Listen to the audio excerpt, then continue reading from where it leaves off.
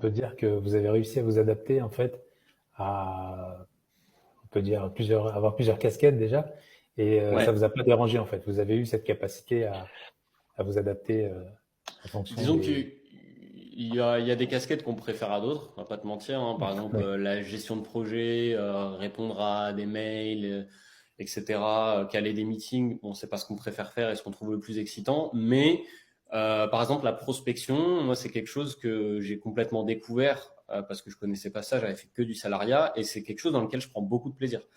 d'accord. Le fait voilà, d'aller se vendre, rencontrer des prospects, leur expliquer ce que tu fais, etc., comprendre leurs besoins. Je trouve que c'est quelque chose d'assez excitant au même titre que ce qu'on fait au quotidien en création, Mm. quoi. Se développer au final. Ouais. Voilà. C'est ça.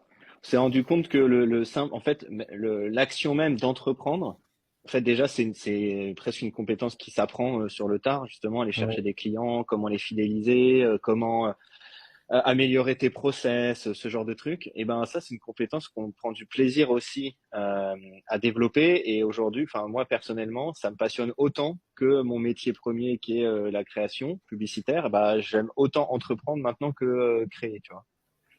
D'accord. Ouais, ouais. Bah, c'est vrai qu'on apprend souvent, comme on dit aussi sur le tas. Hein. C'est vrai que Ouais.